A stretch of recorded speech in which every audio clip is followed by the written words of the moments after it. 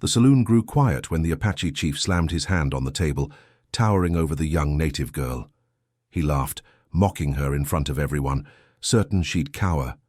But when her eyes met his, the room felt a shift, like 50 men had just stepped in behind her. The Red Spur saloon smelled of smoke, sweat, and spilled whiskey. Cowboys and drifters crowded the tables, their voices rising in drunken boasts, boots thudding against warped floorboards.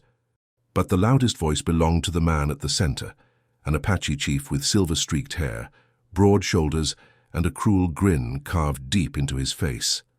He leaned across the table, where a young native girl sat alone. Her dress was plain, her hair tied back with a strip of leather, her posture calm despite the eyes of half the room on her. "You walk into my place," the chief said, voice dripping with contempt, "and you don't even bow your head. You forget who I am." Laughter rippled through the crowd, eager to see a show. The chief's reputation was enough to keep most men silent. He had ruled with a mix of charm and violence for years. No one dared challenge him. But the girl didn't flinch. She didn't look down. She lifted her chin, her dark eyes steady, her voice calm but firm. "Respect isn't taken, it's earned." The saloon went still. Even the piano player froze mid-note. The chief blinked, momentarily thrown. Then his laugh boomed, sharp and mocking. "You think you're strong enough to tell me that? You're just a girl." He shoved her shoulder, expecting her to stumble, to shrink back. Instead, she remained rooted, unmoved. Her eyes stayed locked on his, calm as stone. Whispers darted across the room. Men shifted in their seats, uncertain. The chief's grin faltered for the first time, a flicker of unease breaking through his arrogance. The girl set her cup down, her voice cutting through the silence like a blade. "Try me." Gasps spread. The chief's hand twitched near his belt, not out of fear, but anger at being challenged. He stood taller, chest puffed, ready to make an example of her. But as he leaned closer, he saw something in her gaze, unshakable, immovable. Our strength that felt larger than the room itself, and for the first time in years the chief realized this was no ordinary girl. The saloon seemed to hold its breath. The chief's hand hovered at his belt, his grin, forced now, stretched too thin. He was used to silence when he spoke, to heads bowed when he raised his voice, yet this girl, this slip of a figure with nothing but a steady gaze, was unraveling his power in front of everyone. A cowboy at the bar whispered under his breath, "She's got death in her eyes." Another shushed him, afraid the chief would hear. But the chief heard everything, and his pride burned hotter than the whiskey on his breath. "You got a tongue sharper than most men I've buried," he snarled. His hand snapped out, gripping her wrist, squeezing tight enough to whiten her skin. Gasps rippled through the room. The girl didn't cry out. She didn't pull back. Her other hand rose slowly, prying at his fingers one by one with calm, deliberate strength. To the astonishment of all, she broke his grip, not with a jerk but with steady force, as though she were folding dry twigs. The chief's eyes widened. Murmurs spread, disbelief thick in the smoky air. "You should have stayed quiet," he hissed. His pride screamed for violence, for something to crush her defiance before it spread. He shoved the table aside, wood screeching against the floor, and the room erupted into motion. Chairs scraped, men scrambled back, the piano player vanished out the door. The girl stood, unhurried, her hands loose at her sides. "You want to test me?" she said softly. "Then stand." The chief roared, lunging forward, his fist swung, fast for a man his size, aimed to knock her down in a single blow. But she moved, not away, but into him. Her arm snapped upward, catching his wrist mid-swing. The crack echoed through the saloon as his own momentum betrayed him, his knuckles slamming into the wall with a dull thud. He staggered, shock flashing across his face. The girl didn't strike back. She simply released him, letting him stumble into his own weight. The onlookers gaped. No one had ever seen the chief falter. One of his men pushed through the crowd, snarling, "Enough of this! She's mocking you." He reached for his knife, but before steel cleared leather, the girl turned. Her stare hit him like a hammer. "Sit down," she commanded. The man froze, breath caught in his chest. Something in her tone, calm, unwavering, robbed him of will. Slowly, shame burning his face, He backed away. The chief growled, fury boiling. "You think fear makes you strong. You've got tricks, girl, but I've broken men twice your size." He lunged again, both arms outstretched, trying to grapple her. This time she moved with precision. She shifted aside, hooked his elbow, and used his own weight to send him crashing against a table. The wood splintered, bottles shattering across the floor. He groaned, pushing himself up, his arrogance cracking with every stagger. The crowd was no longer whispering. They were watching, eyes wide, caught between fear and awe.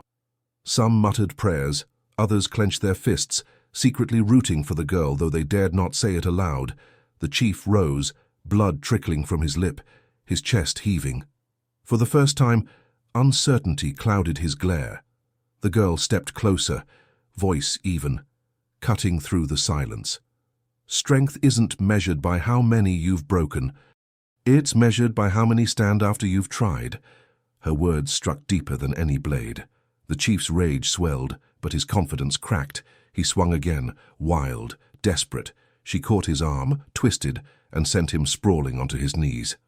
The room gasped as the mighty chief knelt in the dirt and sawdust of the saloon floor. His men froze, uncertain whether to help him or pretend they hadn't seen. The girl looked down at him, calm and steady.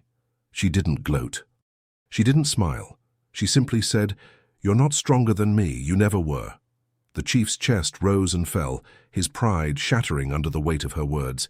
He pushed himself up slowly, his glare shifting not just at her, but at the room full of witnesses who had seen his fall. The silence was suffocating. And then, with a voice cracked but venomous, he growled, "This isn't over." Not by a long shot. He staggered back toward the door, his men reluctantly following, shame painting their faces. The crowd parted in silence, no longer for respect, but for fear of what would come next. The girl remained standing, her presence filling the room like a storm that hadn't finished breaking. She knew this was only the beginning. The chief's pride would not allow this defeat to rest, and when he came back, he would bring more than his fists. Outside the Red Spur saloon, the night had grown sharp and cold. The arrogant Apache chief staggered into the dirt street, his lip still bleeding, his men crowding close but careful not to touch him. His pride was wounded far worse than his body, and that wound burned hotter than fire. He spat into the dust, chest heaving, eyes wild. "Did you see them?" he barked at his men. "Did you see their faces?" "They were laughing at me." One of his lieutenants shook his head quickly. "No one laughed, Chief. They watched," the chief roared, grabbing him by the collar. "They watched me kneel, and that's worse." He shoved the man back, rage making his hands tremble. "A girl, no older than my own daughters, dared to humiliate me. If word spreads, every rival, every coward in this territory will smell weakness." The men shifted uneasily, avoiding his glare. They had followed him because of fear, because his name carried weight. But tonight, something had cracked. They felt it too. The chief ground his teeth. "She thinks strength comes from silence. I'll show her strength. I'll break her in front of the whole tribe. And when I do, no one will ever forget." Back inside the saloon, the girl sat quietly, finishing the drink she had barely touched. The crowd gave her space now, eyes darting toward her with a strange mix of awe and caution. Some muttered that she was reckless. Others whispered that she was blessed. But none could deny what they had seen. She had stood against a man twice her size and left him crawling. The bartender approached carefully, wiping his hands on a rag that never seemed to clean. "You should be gone before sunrise," he said low. "He won't take this lightly." The girl looked up, calm but sharp. "I know. You don't understand," the bartender pressed, his voice trembling. "He has men everywhere, cousins, allies. You humiliated him in front of strangers. By tomorrow, he'll want to humiliate you in front of his own." Her gaze didn't waver. "Then let him try." The bartender swallowed hard. He had seen men broken in that saloon, and none had ever walked away unchanged. But this girl was different. She didn't tremble. She didn't even raise her voice, and that unsettled him more than any shout. As the night wore on, the saloon emptied. The girl remained at her table, sitting in stillness, her hands folded, her eyes distant. She wasn't naive.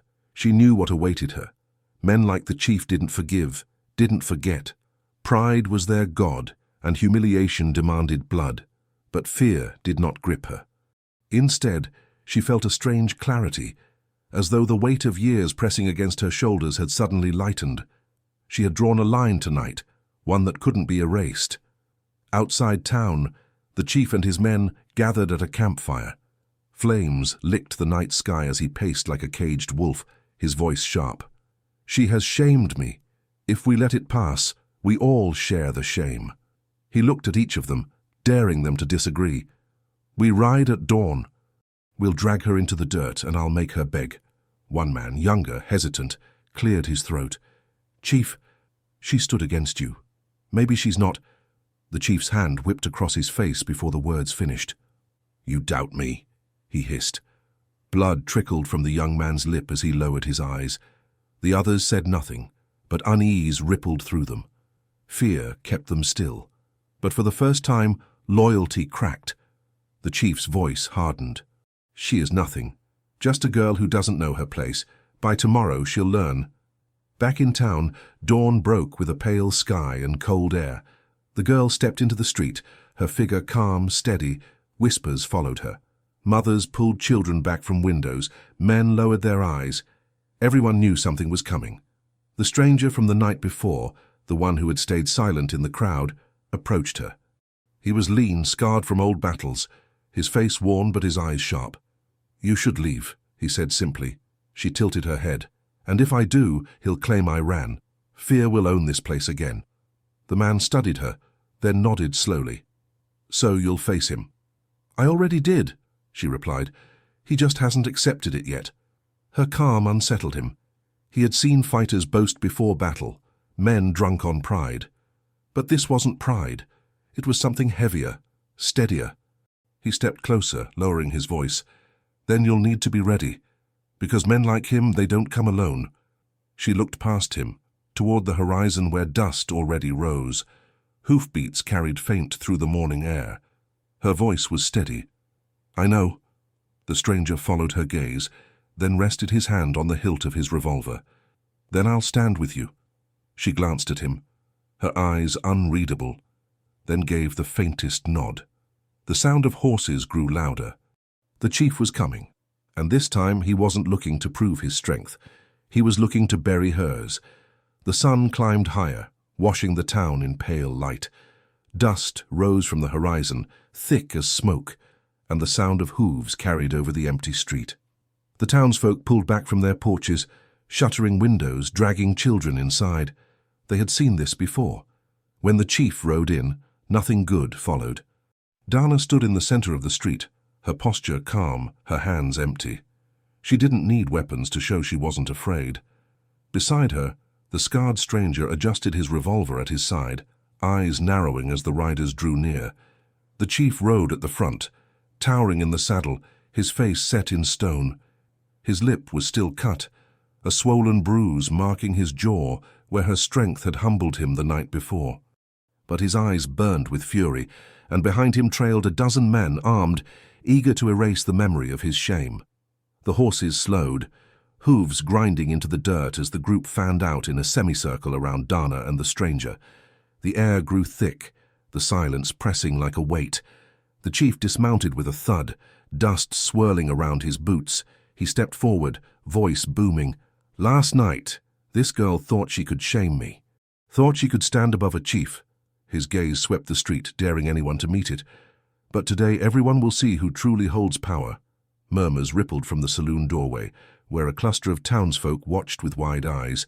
The bartender muttered, "Lord help her," but no one stepped forward. The chief turned back to Dana, his sneer widening. "On your knees, girl. Bow now, and maybe I'll let you crawl away alive." The crowd held its breath. All eyes turned to her. Dana raised her chin, calm, unflinching. Her voice carried clear. "You mistake silence for weakness. But the whole town saw the truth already. You knelt before me." Gasps spread like fire. The chief's face darkened. The wound in his pride ripped wide open again. His hand snapped to the tomahawk at his belt, pulling it free with a hiss of steel.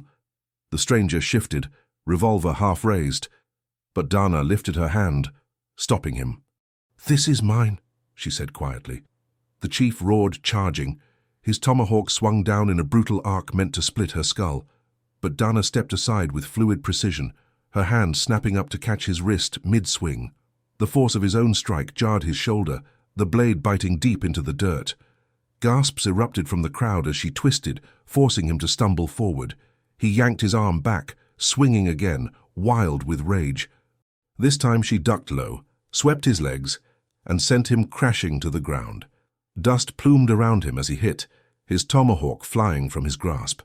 The men behind him shifted nervously.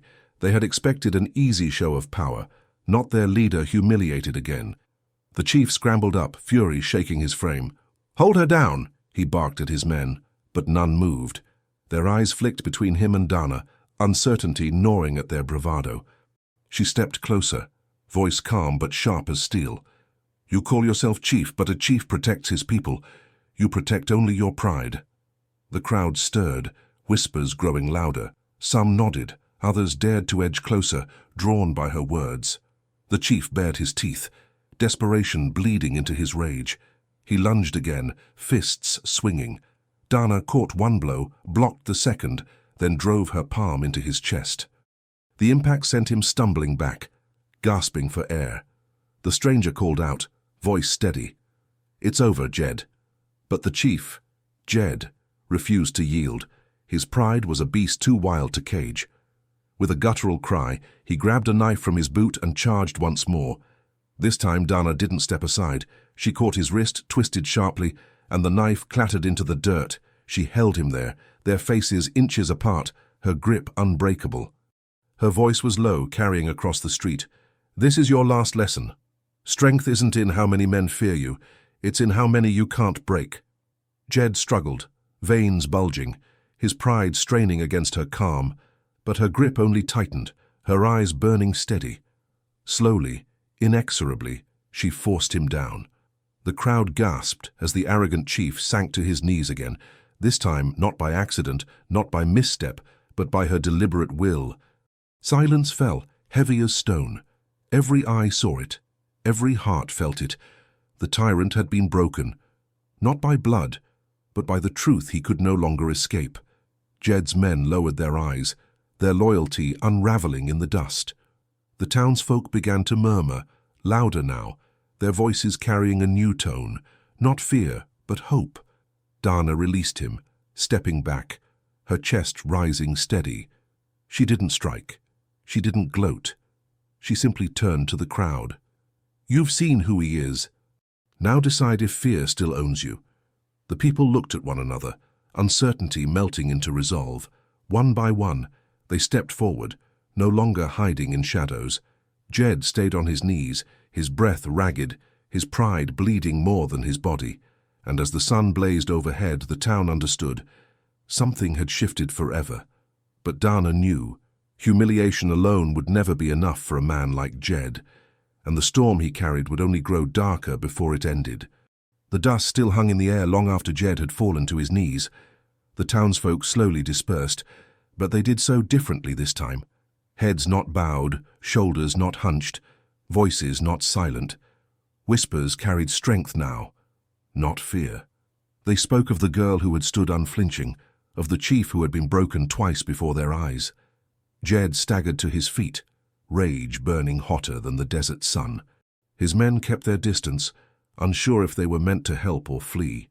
Shame clung to him like a second skin, heavier than the bruises on his body. He spat into the dirt, his chest heaving. "This isn't done," he growled, his voice raw. "You hear me?" But the people didn't flinch. They looked at him differently now, not as a leader to fear, but as a man stripped bare. Some even turned their backs to him as they walked away, and that small gesture stabbed deeper than any knife. Jed's jaw trembled with rage. He spun on his men, his eyes wild. "You stood there. You let her shame me again. What are you worth if you can't lift a hand when your chief commands it?" One of them finally spoke, his voice low. "Maybe you ain't chief anymore." The words hit Jed like a bullet. His eyes widened, then narrowed, blood roaring in his ears. He lunged at the man, striking him hard across the jaw. The man staggered but didn't fight back. None of them did. They only watched, their silence louder than their obedience had ever been. Jed snarled, storming off toward the ridge, his boots kicking up dust. He needed space, he needed fire, he needed blood. That night, while the town slept uneasy, Jed sat by a campfire far from the saloon, his face lit in flickering orange. He drank hard from a whiskey bottle, his hands shaking, his thoughts tangled in fury. "She thinks she's stronger," he muttered, spitting into the flames. "She thinks one trick makes her more than me." His cousin, a wiry man with a scarred cheek, leaned forward. "You can't fight her in the open, Jed. Not after tonight. The people won't follow." Jed's glare snapped to him. "Then we don't fight her in the open." The cousin hesitated, then asked, "What are you thinking?" Jed's lips curled into a twisted grin. "Fear built me once. It can build me again, but not with words, not with fists, with fire, with screams in the night." The cousin frowned. "You mean to go after her?" "Not just her," Jed hissed. "Anyone who dares stand with her. That scarred drifter. The ones who whispered against me. I'll make examples out of them. By the time I'm done, they'll beg for me to be chief again." His cousin shifted uneasily, glancing at the other men. Some nodded, hungry for the violence, eager to regain the power they felt slipping. Others looked away, shame etched on their faces, but none spoke against him. Jed drained the bottle, fire reflecting in his eyes. "At dawn, we ride. Not to face her. To destroy her. To burn this town until her strength means nothing." Meanwhile, Dana sat by the quiet river at the edge of town. The stranger stood nearby, his revolver resting across his lap, his eyes scanning the dark. "You humiliated him worse today than last night," he said quietly. "That kind of man doesn't sleep off shame. He'll come back." Dana's gaze stayed on the water, the moonlight rippling across its surface. "I know. Then why do you look so calm?" She lifted her head slightly, her eyes steady. "Because calm is what he can't touch. Rage, fear, shame, those are his weapons. But they don't work on me." The stranger studied her, then nodded. "Still, you'll need more than calm. He's planning something. I can feel it." Dana finally looked at him. "Then so can I." The village wasn't sleeping easy either. Mothers hushed their children. Men kept rifles close at hand, and whispers spread that Jed would strike again. Yet for the first time, their whispers carried more hope than dread. They had seen him fall. They had seen her stand, but hope alone wouldn't stop Jed. On the ridge, the chief threw another log into the fire, sparks rising high into the night. His grin widened, madness flickering in his eyes. "Tomorrow," he muttered. "Tomorrow they'll remember why they feared me." The cousin leaned in. "And if she stands again?" Jed's jaw tightened. "Then she'll fall. Everyone falls when enough fire surrounds them." The flames roared higher, reflecting the storm in his eyes. And in the stillness of the town below, Dana closed her eyes, listening to the wind. It carried something sharp, something restless. She opened them again, her voice a whisper. "The storm is coming." The night fell heavy over White Butte. The moon hid behind thick clouds, and the silence of the desert was broken only by the distant rustle of wind through the dry grass.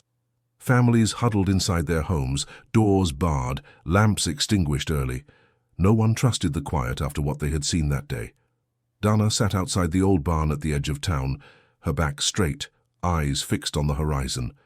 The scarred stranger leaned against the doorway, revolver in his hand, gaze sweeping the shadows.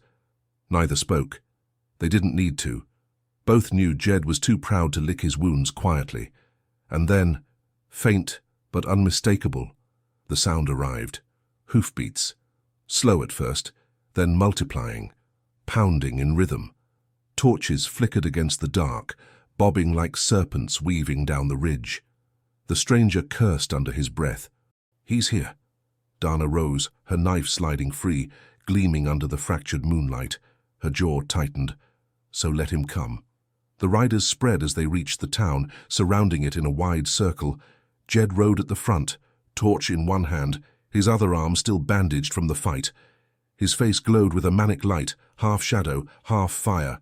"Burn it all!" he bellowed. "Let them choke on their hero's strength." Flames erupted as his men hurled torches onto rooftops. Thatched straw caught instantly, houses lighting like tinder. Screams broke the night as families scrambled out, clutching children, trying to douse the fire with buckets of water too small to fight the growing blaze. Dana sprinted toward the chaos, the stranger at her side. She grabbed a burning torch from the ground and flung it into the dirt, stamping it out with steady force. Her eyes locked on Jed, who sat tall in his saddle, laughing as the flames spread. "Face me, coward!" she shouted, her voice cutting through the roar of fire. Jed turned, his grin splitting wide. "You think this is about you? This whole town burns because you dared to stand against me." The stranger fired, his bullet striking sparks off Jed's stirrup.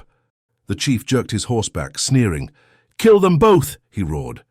Gunfire cracked, bullets slicing the night. Townsfolk scattered, ducking into alleys, dragging barrels of water desperately toward burning homes. Dana darted between the chaos, her knife flashing, dropping one rider who had charged too close. The stranger reloaded fast, steady under fire. He shot another off his horse, the man tumbling into the flames. But for everyone they stopped. Two more pressed in. Jed's men whooped, their torches cutting arcs of fire through the air. The saloon's roof caught next, flames spilling down its wooden walls. The piano inside shrieked and snapped as heat warped its strings. "Dana!" the stranger called, firing again. "They'll burn everything if we don't break them." Her eyes darted to the townsfolk, to the children crying as mothers tried to shield them from the blaze. She felt the heat licking her skin, the fire reflecting in their terrified faces. And something in her chest tightened, not fear, but resolve. She raised her voice, shouting above the storm. "Enough hiding! Stand with me!" The words carried, sharper than the crack of gunfire. The bartender, pale and shaking, was the first to move. He grabbed a bucket of water, hurling it at the flames, then picked up a dropped rifle. Another man followed, then another. Soon a handful of townsfolk began to fight, not just the fire, but Jed's riders. Rocks flew, shots rang out, water doused torches before they could take hold. Jed's grin faltered. He yanked his horse around, fury burning in his eyes. Turn their courage to ash. Show them what happens when they follow her. But courage spreads faster than fire. The more the townsfolk resisted, the more his men hesitated. Some faltered, unwilling to shoot women hauling water or boys hurling stones from rooftops. Dana seized the opening. She sprinted forward, leaping onto a wagon, then vaulted toward Jed. Her knife sliced the air, forcing him to jerk back. His horse reared, throwing him hard into the dirt. The crowd gasped as their so-called chief scrambled up, fury and fear twisting his face. He ripped his tomahawk free and charged her. The clash was brutal. His swings wild and heavy, hers precise and sharp. Sparks flew as steel met steel, her knife locking his weapon off course. He swung again, roaring, but she ducked low, striking his ribs with the hilt. He staggered, wheezing, but his pride drove him forward still. The fire roared behind them, the town a battlefield of smoke and screams. Dana's knife flashed once more, slicing the strap of his weapon. The tomahawk fell, clattering into the dirt. Jed froze, chest heaving, eyes wide. For the second time in 2 days, she had disarmed him in front of everyone. His men saw it, the townsfolk saw it, and in that moment, his power broke again. He stumbled back, spitting blood, his voice cracking. "This isn't over." But Dana stepped forward, her eyes burning steady. "Yes, it is." The stranger fired another shot into the dirt at Jed's feet, forcing him to retreat further. The chief cursed him, scrambling onto a riderless horse, and with a snarl he fled into the night. His men, shaken, scattered after him. The flames still burned, but the fight was broken. The townsfolk rallied, passing buckets, smothering torches, shouting orders with a strength they had never dared before. The saloon roof collapsed in sparks, but other homes were saved. Dana stood in the street, chest heaving, sweat and soot streaking her face. The stranger joined her, clutching his shoulder where a bullet had grazed him. "You've done more than stand against him," he said hoarsely. "You've shown them he can bleed." Dana looked around at the townsfolk, working together, no longer shrinking from shadows. She nodded once, was steady, but in her heart, she knew Jed wasn't finished. He had lost his grip on the town, and that made him more dangerous than ever. Jed's horse thundered through the desert night, his breath ragged, his arm aching where Dana's strike had bruised him. Behind him, His men straggled, some wounded, some too drunk to ride straight. The fire's glow faded into the distance, leaving only dust and the cold sting of humiliation in his chest. He pulled the reins hard, stopping at a dry arroyo. He swung off the saddle, boots crunching on the gravel. The others gathered, their faces pale and uncertain. Jed paced, fists clenched, teeth grinding. "You saw them," he growled, voice sharp. "You saw her turn them against me. My men, my town, mine, cheering her like some hero." He spat into the dirt, eyes burning. "This won't stand." One of his cousins spoke cautiously. "Jed, they're scared now. Maybe best to wait." Jed's fist struck him square in the jaw, sending him sprawling. "Wait. You think fear waits? You think I can sit while she tells the story of how I fell?" His voice cracked, louder now, trembling with rage. "If we don't strike back, I'm finished. Everything I built, gone." The men glanced at each other. Loyalty wavered, but fear of his fury kept them silent. Jed paced faster, muttering, his mind already plotting. "We don't go back tomorrow. We go bigger. I'll gather every drifter, every outlaw hiding in these hills. I'll promise them coin, whiskey, whatever it takes. And when I ride again, it won't be with 10 men. It'll be 50, 100. He stopped, his breath ragged, eyes wild. "We'll burn White Butte to the ground. Let them choke on their courage." The men nodded reluctantly. Some looked away, shame etched in their faces. Jed saw it, but he didn't care. Fear was enough.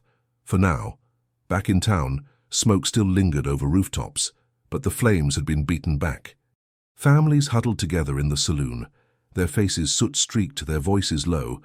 For the first time, they weren't whispering about Jed, they were whispering about Dana. "She stood against him twice," the bartender murmured, pouring water into a cracked glass. "And twice he fell. She saved my boy," a mother whispered, clutching her child close. "Dragged him from the fire herself." The stranger leaned against the bar, his shoulder bandaged, his eyes scanning the room. He saw something stirring in them, something he hadn't seen before. Not just relief, not just gratitude, resolve. He turned as Dana entered, her hair streaked with ash, her hands raw from hauling buckets. She looked at the people, not with pride, but with quiet acknowledgement. "You fought," she said simply. The crowd shifted, unsure how to respond. "You put out fires, you threw stones, you stood when he told you to kneel. That's more than most men ever do." Her words landed heavy. For a moment, silence stretched. Then the bartender straightened. "We'll stand again if we have to." A murmur of agreement followed. Heads lifted, shoulders squared. Jed's shadow was thinning. The stranger stepped closer to Dana, his voice low. "They'll fight beside you now. You've given them that." She shook her head. "I didn't give it. They already had it. They just forgot." But Dana's calm didn't blind her to danger. She knew Jed wouldn't crawl away to lick his wounds. Men like him never stopped. That night, she walked the ridge, the wind cold against her skin. The stranger followed a step behind, his revolver resting at his side. "He'll be back," the stranger muttered. "Yes," Dana replied, with more. "You sound certain." She looked out at the desert, endless and dark, because pride doesn't die easy. It feeds itself until it burns everything around it. The stranger exhaled, his eyes narrowing. "Then we need to be ready. Guns, food, allies." Dana paused, turning to him. "Allies bring debt. I won't owe anyone." He studied her in silence, then nodded. "Then we fight with what we have." At his hidden camp, Jed poured whiskey into tin cups, handing them to the rough men he had gathered. They were drifters, outlaws, deserters from broken wars, men with nothing to lose. You want coin? You'll have it. You want blood? You'll drown in it. His grin was sharp, his eyes gleaming. "That town spat on us. That girl mocked me. Tomorrow night, we ride. And when we do, there won't be a stone left standing." The men roared their approval, slamming cups together, the firelight painting their faces in cruel light. Jed lifted his cup high. "To the storm we'll bring. To the fear they'll remember." They drank, voices echoing into the night like wolves baying for blood. Back in White Butte, Dana sat by the river, her reflection rippling in the water. The stranger crouched nearby, tossing pebbles into the current. "You ever think about leaving?" he asked quietly. She didn't answer at first. Then, softly, "Every day. But leaving doesn't end men like him. It only feeds them." He nodded, his jaw tightening. "Then tomorrow, we don't run." She looked up at him, her eyes steady. "Tomorrow, we end it." The wind howled across the ridge, carrying the promise of another storm. Jed rose with the dawn, his face hollow from drink, but his eyes blazing with fury. Around him, more than 30 men stirred in the cold morning air. Deserters, drifters, bandits who had followed the promise of coin and blood. Horses snorted, stamping against the frozen ground, their saddles heavy with rifles and torches. Jed's cousin passed him a flask. "They'll follow you, Jed, for now, but they want more than silver. They want blood." Jed drank deep, wiping his mouth with the back of his hand. "Then I'll give it to them. Tonight, White Butte burns, and when the ashes settle, they'll know my name again." The men roared, their voices carrying like thunder across the desert. Jed felt the fire rise in him, feeding on their bloodlust. For a moment, the shame of his defeats faded. He was their leader again, if only because no one else dared claim the role. In town, the smoke from the night's fire still hung faint over rooftops. Families worked to patch holes in walls, hauling water to blackened timbers, but their hands moved with new resolve. They weren't just repairing homes, they were preparing for war. Dana stood in the square, her voice steady as she addressed them. "Jed is coming back. Not with 10 men this time, with many more." The townsfolk exchanged uneasy glances. Mothers clutched children closer. Men shifted on their feet. "He thinks numbers make him strong," she continued. "But he's wrong. He has men who follow for silver. You have something he can't buy, your homes, your families, your right to live without fear." The bartender raised his hand, voice trembling. "We're not fighters, miss. We're farmers, carpenters, miners." Dana met his eyes. "So fight like farmers, like carpenters, like miners. Use what you have. Boards can block doors. Axes can split more than wood. Stones thrown from rooftops can drop men from saddles. Strength isn't in weapons, it's in will." Her words rippled through them, planting roots where fear had once ruled. Men nodded. Women whispered to each other. Even children watched with wide eyes, sensing the weight of her resolve. The stranger stepped forward, his revolver strapped firm across his chest. "I'll help arm who I can. We've got a handful of rifles, a scatter of pistols. It won't be much, but it'll count if you stand together." The crowd stirred, some muttering agreement, others still doubtful, but no one walked away. By midday, the town transformed. Buckets of water lined every doorway. Barrels were dragged into alleys, ready to be overturned and used as barricades. Miners brought pickaxes, carpenters sharpened saws into crude blades, children stacked stones on rooftops. Dana moved among them, not barking orders, but steadying hands. She showed a boy how to grip a sling, corrected a man's stance with a hammer. Her calm spread like fire catching dry grass, unshakable, quiet, but unstoppable. The stranger watched her, impressed despite himself. When she reached him, he muttered, "You're building more than defenses. You're building them." She didn't smile, but her eyes softened slightly. "That's the only way we survive." Far off, Jed's riders gathered strength. By dusk, their numbers swelled, closer to 50 now, a tide of anger and greed. They drank, sang crude songs, sharpened blades in the firelight. Jed strode among them, his voice booming. "They think they humiliated me," he spat. "But tonight, you'll see what humiliation feels like when fire eats your homes and knives carve your families. We'll drag that girl through the streets until her strength means nothing." The men cheered, though some eyes flickered with doubt. Jed's fury was contagious, but beneath it, a few wondered if they weren't following a man driven more by pride than by sense. Still, coin and fear bound them tighter than doubt could break. Back in White Butte, the night drew in heavy. Lanterns glowed in windows, rifles rested across doorframes, and families whispered last words as though preparing for their own funerals. Dana sat on the saloon steps, sharpening her knife. The stranger lit a cigarette beside her, his face etched in shadow. "You ever afraid?" he asked suddenly. She didn't pause. Always. He frowned. You don't look it. She looked up, her eyes steady. Fear isn't weakness. It's what tells me I'm alive. It's what keeps me standing when men like Jed think I'll fall. The stranger studied her, then nodded slowly. Then, we'll stand. On the ridge above town, a rider arrived breathless. Dirt streaked across his face. Jed seized him by the arm. Well, the rider swallowed hard. They're ready for you. Buckets, barricades, weapons, even the children stand with her. Jed's face twisted, rage flaring. Children. She hides behind children now. The rider shook his head. No, Chief. They follow her, not hide. Follow. Jed's fist clenched, trembling. He turned to his men, his voice a roar. Then we break them all, burn them until no one remembers her name. Ride! The camp exploded into motion.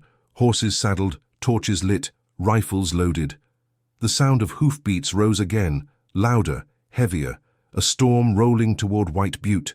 In town, Dana rose as the first distant glow appeared on the horizon. She tucked her knife into her belt, her eyes sharp. They're coming, she said simply. The stranger flicked away his cigarette, chambering around. Then let's meet them. The townsfolk gathered, weapons clutched, hearts pounding but eyes steady. For the first time, they didn't hide, they waited. And as Jed's army of fire descended from the ridge, the people of White Butte stood ready to face it. The hoofbeats thundered down from the ridge, shaking the earth like distant drums. The glow of torches spread across the horizon, a river of fire spilling toward White Butte. Mothers pulled their children into doorways. Men tightened their grips on rifles and axes. The saloon's lanterns went dark, leaving the town cloaked in shadow, waiting. Dana stood at the center of the street, her figure still as stone. The stranger crouched nearby, revolver ready, eyes fixed on the advancing storm. Around them, townsfolk pressed behind hastily built barricades, barrels stacked high, wagons overturned, buckets of water lined in rows. Every face was tight with fear, but no one stepped back. Jed rode at the front, his torch held high. His eyes gleamed with madness, his voice carrying like thunder. Burn it all! Let them choke on her strength! His men howled, firing shots into the air. The sound tore through the night as torches arced, flames raining down onto rooftops. Straw and wood caught instantly, smoke curling into the sky. The first wave of riders charged the barricades. A boy on a rooftop hurled a stone with a sling, striking one rider square in the temple. The man toppled from his saddle, crashing into the dirt. A cheer rose from the townsfolk, short but sharp. Gunfire cracked. The stranger fired clean and fast, dropping another rider who had leaned too close to the barricade. A carpenter swung an axe, splitting the shaft of a torch before it reached the saloon wall. Women dashed forward with buckets, dousing sparks before they grew. Dana moved among them like smoke, striking where the line faltered. A rider leaned over the barricade, grabbing at a young girl. Dana's knife flashed, cutting his wrist clean, forcing him back with a howl. Another tried to force his horse through a gap. She drove her shoulder into its flank, knocking him sideways into a trough. The crowd gasped each time she moved, her strength unshakable, her calm unbroken. Jed reared his horse, fury twisting his face. Cowards! Push harder. They're nothing without her. But his men hesitated. Every torch snuffed, every rider dropped by townsfolk's hands weakened their bravado. They had come for coin, not for death. Jed snarled, drawing his revolver. He fired toward the barricades, the bullet sparking off wood inches from Dana's face. She didn't flinch. Her voice cut across the chaos, sharp and steady. Is this what you call strength, Jed? Hiding behind fire and fear? The townsfolk roared their approval, emboldened. A miner leapt from behind cover, swinging his pickaxe into the leg of a rider's horse. The animal reared, throwing its master into the dirt. The carpenter slammed a plank across his skull, ending the fight. The stranger fired again, each shot precise, each one cutting closer to Jed. His revolver clicked empty, and he ducked to reload. Dana covered him, her knife slashing another rider's reins, sending horse and man spinning into the dust. Smoke thickened, choking, but the townsfolk fought harder. Women passed buckets faster. Children hurled rocks from windows. Men pushed torches back with poles and shovels. Fear had turned to fury. Jed saw it. His grip tightened on his revolver, his pride cracking under the weight of their defiance. "You think you can break me?" he roared. "You'll die screaming before this night is over." He spurred his horse forward, torch raised high, charging straight at Dana. She stood in the open, waiting. The crowd cried out, but she didn't move until the last second. Then she sidestepped, slashing the horse's harness. The animal jerked, panicked, throwing Jed forward.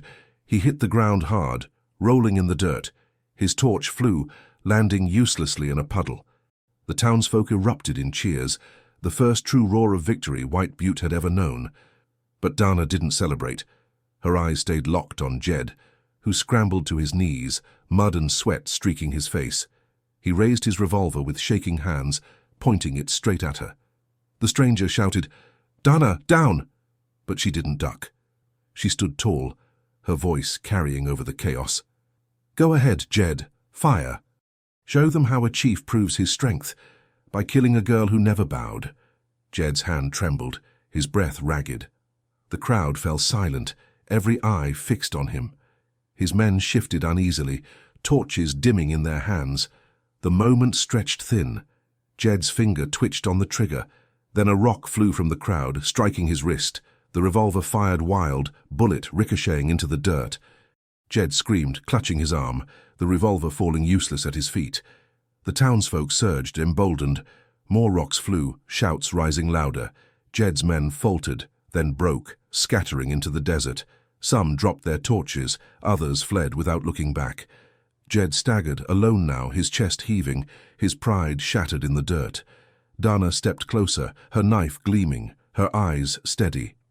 "It ends tonight, Jed." The crowd pressed behind her, no longer hiding, no longer afraid. And for the first time, Jed realized this wasn't just her strength anymore, it was theirs. Jed's chest heaved as he staggered in the dirt, the revolver lying useless at his feet.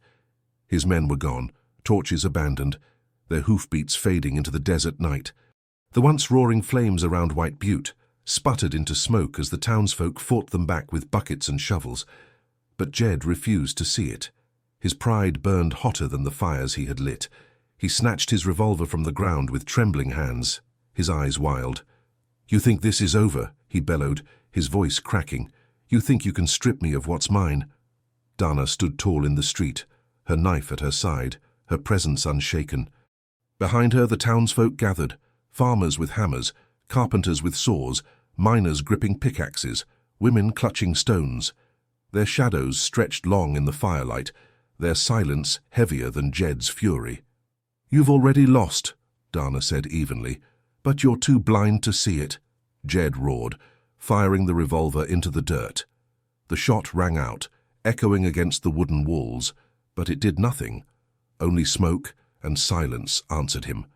The stranger stepped forward, his revolver leveled. His voice was cold. "Drop it, Jed, this ends now."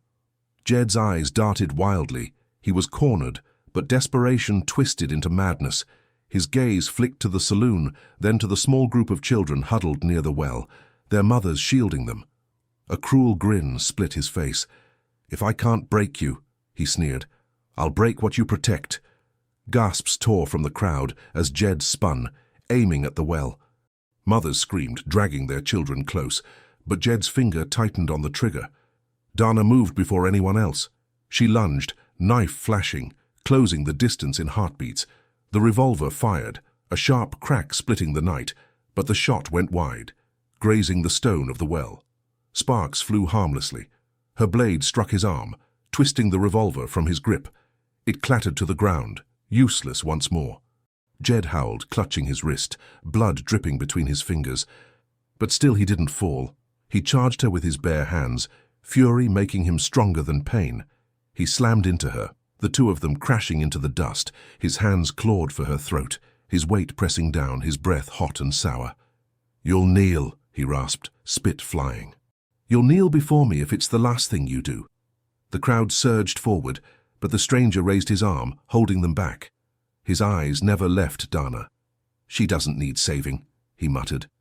Dana's hands shot up, gripping Jed's wrists.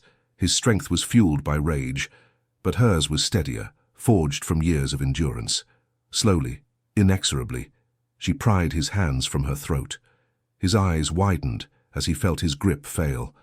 With a surge, she rolled when pinning him beneath her. Dust billowed around them, the crowd gasping as the mighty chief was forced onto his back. Jed thrashed, kicking, spitting, screaming, "You can't do this. I'm the chief. I'm the one they fear." Dana's knife hovered above his chest, her eyes unflinching. Not anymore. The silence stretched, the crowd holding its breath. Every eye was locked on her, every heart pounding. The power of the town hung in that single moment, waiting to see whether she would end him with steel or with something sharper. Mercy. Jed's voice broke into a whimper, his pride bleeding away. "If you kill me, you'll be no different. You'll be the monster they whisper about." Her jaw tightened. "You already are." He froze, sweat dripping down his face. For the first time, the arrogance was gone. In its place was a broken man, trembling under the weight of a storm he could no longer control. The stranger's voice carried steady from behind her. "This is your choice, Dahna. End him, or let his shame end him for you." The townsfolk murmured, their whispers rising. Some wanted blood, others wanted peace, but all of them waited for her hand to decide. Jed's eyes darted desperately between her knife and the crowd. "Don't do this," he rasped. "You need me. Without fear, you're nothing." Her grip on the knife tightened. The blade hovered inches from his chest. The crowd leaned forward, the air trembling with anticipation. Jed screamed, a sound twisted by madness. "Do it! Kill me! Prove you're stronger!" But Dana's eyes burned steady, her voice cutting sharper than steel. "Strength isn't in killing. It's in knowing when not to." She ripped the knife back, slamming it into the dirt beside his head. The blade quivered in the ground, her choice clear. Gasps erupted. Some cried out in shock, others in relief. Jed lay frozen, trembling, the knife buried so close he could feel the steel hum against his cheek. The crowd surged forward, no longer afraid. They grabbed Jed by the arms, dragging him up, forcing him to his knees. His screams of rage rang hollow now, drowned by the roar of voices that no longer bowed to him. Dana rose slowly, her chest heaving, her eyes sweeping the crowd. "Fear ends tonight." The townsfolk roared their agreement, their voices echoing through the night, stronger than the flames, stronger than Jed's pride. And as the broken chief was dragged away, his reign ended not by death but by shame. Dana knew the true battle had only just begun, because power taken by fear always tries to rise again.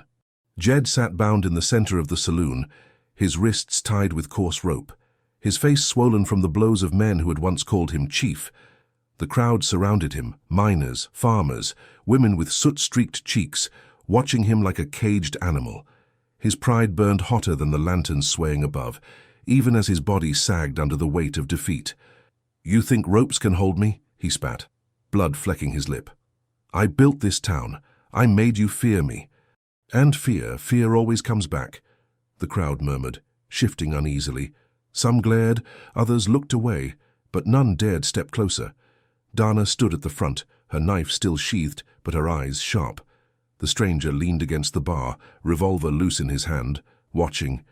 "You didn't build this town," Dana said, her voice even. "You broke it. You turned neighbors into shadows. You made mothers whisper their children's names so you wouldn't hear," Jed sneered, forcing a laugh. "And they obeyed me. Every last one. You think they'll follow you now? You're nothing but a girl with a knife. They'll tire of you. They always do." The bartender stepped forward, voice trembling but firm. "We ain't tired of her yet, Jed, and we're damn sure tired of you." The crowd stirred, a ripple of agreement spreading. Jed's grin faltered, but his eyes still burned. "You'll regret sparing me," he hissed, leaning forward in his chair. "You think shame is worse than death? Shame fades. Fear lives forever. And I'll remind you of that the first chance I get." The stranger shifted, his voice low but cold. "Then maybe you don't get another chance." He raised his revolver slightly, the crowd gasping. But Dana lifted a hand, stopping him. Her eyes never left Jed. "No. His fate isn't for us alone to decide. It's for everyone he's broken." The room went silent, all eyes turned to her, then to Jed. The weight of justice hung heavy in the air. That night, they locked him in the old storage shed near the edge of town. 2 men stood guard, rifles across their laps, while the rest returned to their homes, exhausted from fire and fear. Inside, Jed sat against the wall, ropes digging into his wrists, his breath ragged. But his mind churned, clawing for a way out. He whispered to the guard nearest the door, "You think tying me makes you safe? You think she'll lead you? She'll bleed you dry, same as I did. You'll see." The guard said nothing, staring straight ahead.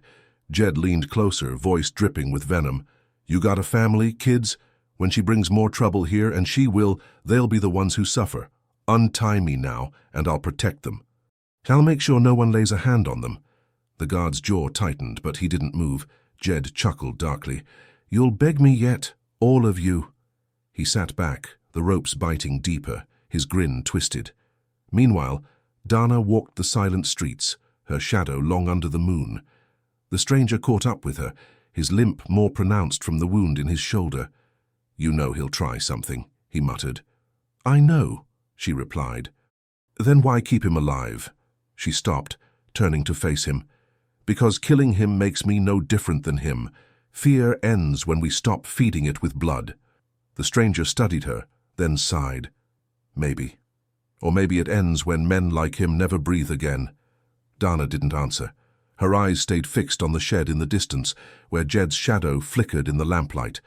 By dawn, the town stirred uneasy. Some wanted Jed executed. Others wanted him exiled. Arguments broke out in the square. Justice versus mercy, vengeance versus peace. Dana stood before them, listening. Finally, she raised her hand, silencing the noise. "He isn't chief anymore," she said simply. "His power is broken. What happens next isn't about him, it's about us. Do we live by fear or do we stand without it?" The words struck deep. The crowd quieted, heads bowing, not in submission, but in thought. For the first time, the decision wasn't one man's to make. It belonged to them all. But Jed wasn't finished. As the guards dozed in the afternoon heat, he worked his wrists against the rope, grinding until blood slicked his skin. Inch by inch, the knot loosened. With a sudden wrench, he pulled free. He crept to the door, pressing his ear against the wood. One guard snored softly, the other humming low. Jed's hand found a shard of broken glass in the dirt, sharp enough to cut. He slipped it into his boot, his grin curling. Night would fall soon. And when it did, he would remind them that fear never truly dies. Back in the saloon, Dana sharpened her blade, her expression unreadable. The stranger entered, his revolver freshly cleaned, his eyes hard. "He's plotting," the stranger said. "I can feel it." Dana nodded. "Let him. When the storm breaks, everyone will see who truly stands." Outside of the wind picked up, rattling shutters, carrying dust across the street. The town braced, the air thick with the promise of something final. And in the shed, Jed smiled in the dark, the shard of glass hidden, his eyes gleaming. He wasn't finished yet. The desert night fell heavy, a blanket of silence over White Butte. Only the creak of the old shed and the low snore of a guard broke the stillness. Inside, Jed sat slumped against the wall, rope loosened, wrists raw and bleeding. His eyes gleamed in the dark. The shard of glass pressed against his palm. Slow, careful, he sawed through the last strands of rope.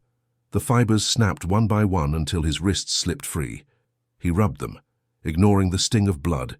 He rose silently, creeping toward the door. The first guard was slouched on a stool, rifle across his knees, chin to chest. The second leaned against the wall, eyes half closed, muttering a tune under his breath. Jed grinned. He pressed his shoulder against the door, nudging it open just enough to slip through. The guard stirred, but too late.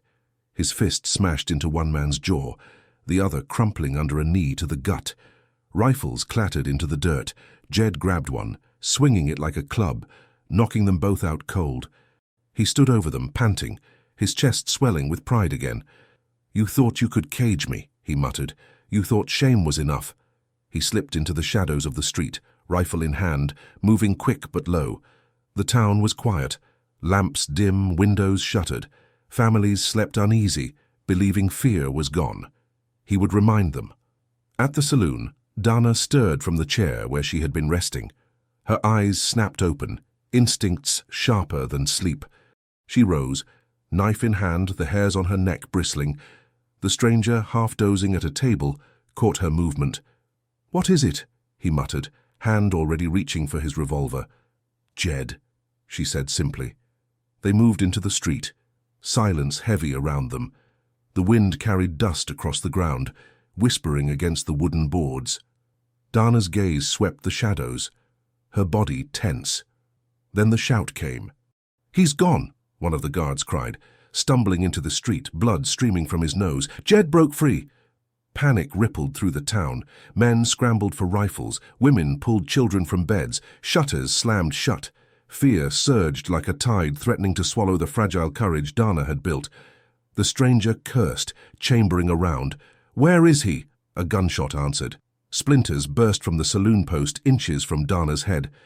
The crowd screamed, scattering for cover. Jed stepped from the shadows, rifle raised, face twisted in triumph. "You thought shame was enough," he roared, "but fear is what rules you, and tonight, you'll choke on it." He fired again, the shot cracking through the square. A miner dropped, clutching his shoulder, blood soaking his shirt. Cries rang out, chaos spreading. Dana stepped into the open, calm despite the panic. Her knife gleamed in the lantern light. "Jed," she called. Her voice cut through the noise like a blade. "It ends now," Jed sneered, leveling the rifle at her. "No, girl, it ends with you crawling, with you broken at my feet." The stranger fired, his bullet grazing Jed's arm, forcing him back. Jed roared, firing wild into the crowd. More screams erupted as people ducked for cover, some throwing stones, others dragging the wounded. Dana advanced, steady, eyes locked on him. Each step felt like thunder in the square. "You've already lost," she said, voice carrying above the chaos. "But you're too blind to see it." Jed's laugh was ragged, edged with madness. "Lost. I still have fire. I still have blood. That's all a man needs to rule." He swung the rifle toward the crowd, aiming at a cluster of women huddled near the well. "Watch me prove it!" The crowd cried out, helpless, but before he could fire, Dana lunged. She closed the distance in a heartbeat, knife flashing. The rifle cracked, the bullet flying wide into the dirt. Her blade struck his forearm, forcing the weapon free. It clattered across the stones. They crashed together, rolling in the dust, fists and fury flying. Jed swung wildly, catching her jaw with a heavy blow. She staggered, but her grip on the knife held. He lunged, hands clawing for her throat, but she drove her knee into his ribs, knocking the wind from him. The stranger fired into the dirt beside them, holding back the mob. "No one moves!" he shouted. "This is hers!" The townsfolk froze, eyes wide, watching as Dana and Jed grappled in the dirt. Jed's voice broke into a guttural growl. "You can't kill me. You won't. You're too weak." Her eyes burned steady. "Strength isn't in killing. It's in standing when fear tells you to kneel." With a final surge, she twisted his arm behind his back, slamming him face first into the dirt. The knife hovered inches from his neck, her breath steady, her grip unshakable. Jed thrashed, screaming, "Do it! Kill me! Show them you're stronger!" The crowd held its breath, the air thick with the weight of her choice. Dana's jaw tightened. "No. I'll show them you're nothing." She ripped the knife back, driving it into the dirt beside his head. The steel quivered, humming like judgment. Jed froze, trembling, his body broken under her hold. The townsfolk erupted, not with fear, but with shouts of triumph. They surged forward, dragging Jed up, binding his arms again, their voices louder than his screams. The stranger holstered his revolver, exhaling slow. "It's over." Dana stood tall, chest rising and falling, eyes sweeping the square. "Not yet," she said. Her gaze cut through the crowd to Jed, who still thrashed against the ropes. "It ends when fear ends." The people roared their agreement, their voices drowning his curses. And for the first time Jed's power was gone, not stolen by death, but crushed by the very people he had ruled. But Dana knew. One last choice remained. Would the town exile him into the desert, or bury his shadow for good? The square was alive with noise, shouts, curses, the thud of boots as townsfolk dragged Jed into the center. His arms were bound again, tighter this time, rope cutting into raw flesh. His face was a mask of rage and desperation, eyes wild, spittle flying as he screamed. "You think you're free," he roared. "You think she saved you. Without me, you're nothing. This town will crumble, and when it does, you'll crawl back to me." The crowd hissed, some spitting in the dirt, others raising fists. Mothers clutched children closer, not in fear, but in defiance.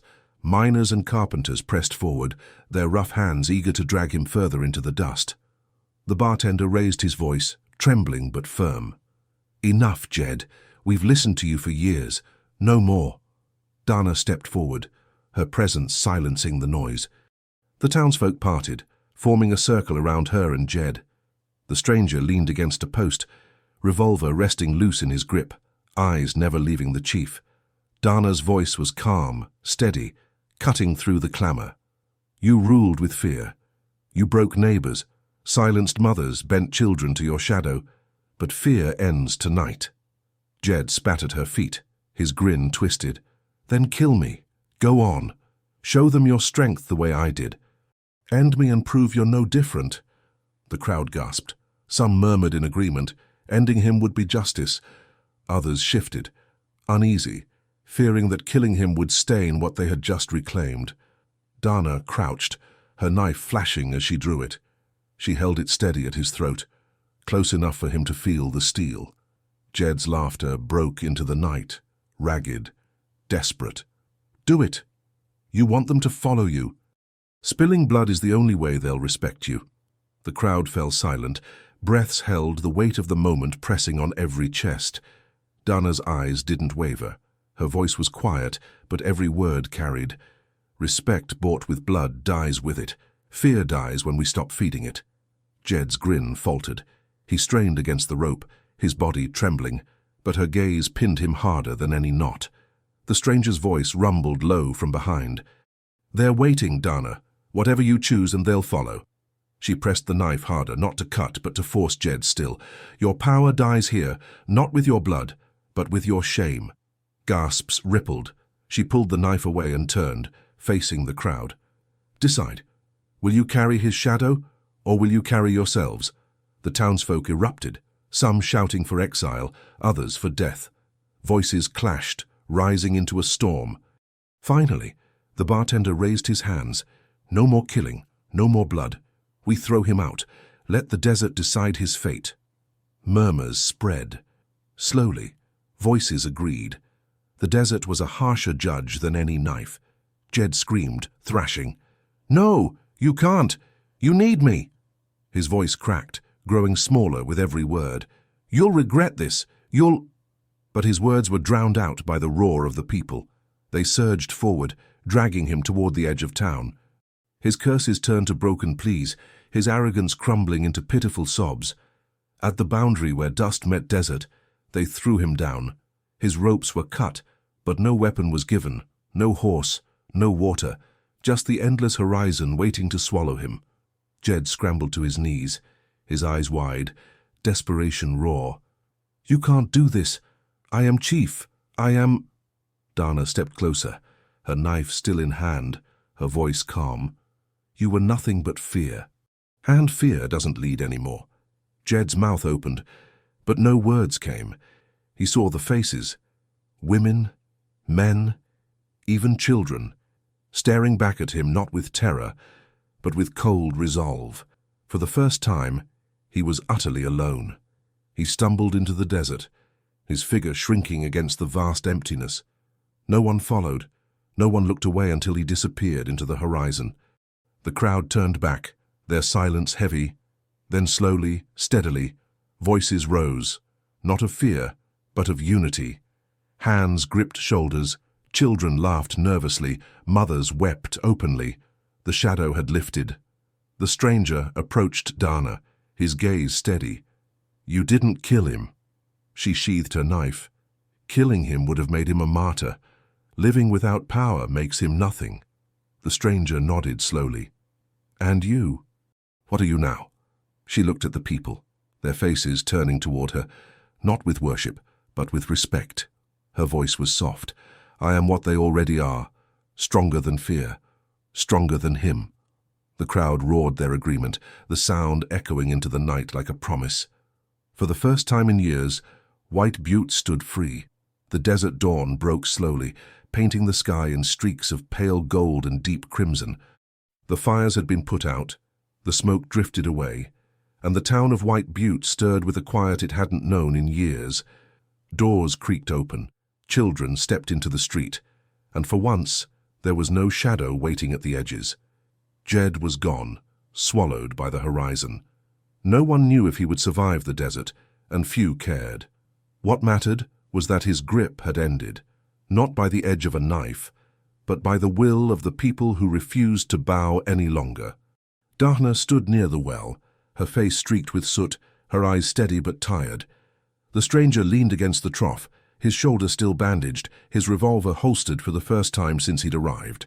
Around them, townsfolk moved with new energy, patching walls, hauling water, sweeping ashes, but their shoulders were straighter, their voices louder. The bartender approached, hat in hand. You gave us back more than a town, he said, his voice thick. You gave us back ourselves. Dana shook her head. I didn't give you anything. You already had it. You just remembered. The man's eyes welled, but he nodded and stepped away, joining the others who now greeted each other, not with fear, but with hope. Children ran through the square, their laughter sharp against the quiet morning. Women stood together, speaking in voices strong enough to carry. Men worked side by side, without glancing over their shoulders. It was as though the whole town had woken from a long sleep. The stranger lit a cigarette, exhaling smoke into the air. They'll tell this story for years, he muttered, how a girl stood against a chief and broke him.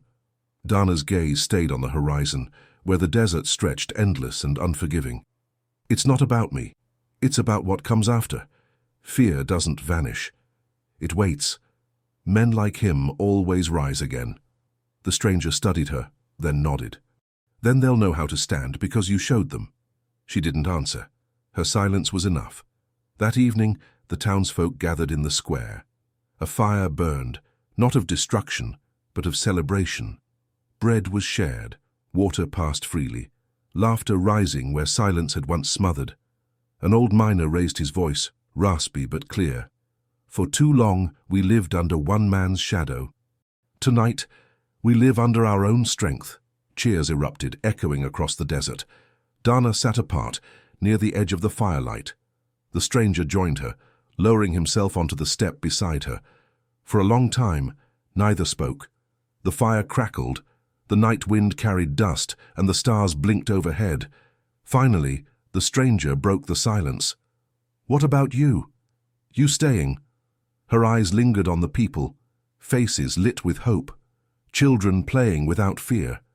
A faint smile touched her lips. This was never about staying. It was about showing them they could live without bending.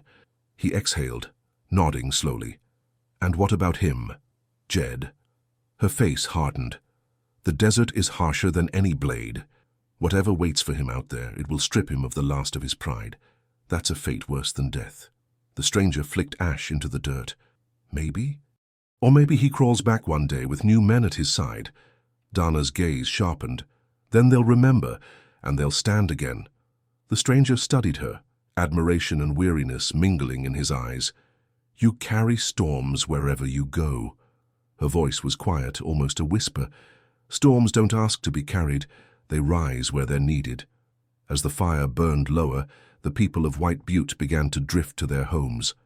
For the first time, they did so without fear of footsteps following them in the dark. The stranger stood, stretching, wincing at his wound. Well, he said, glancing at her, looks like you gave them back their knights. Dana rose too, her knife glinting faintly in the firelight. No one gives knights back. They take them, and tonight they did. The two walked toward the edge of town, the silence between them comfortable, the desert stretching endless ahead.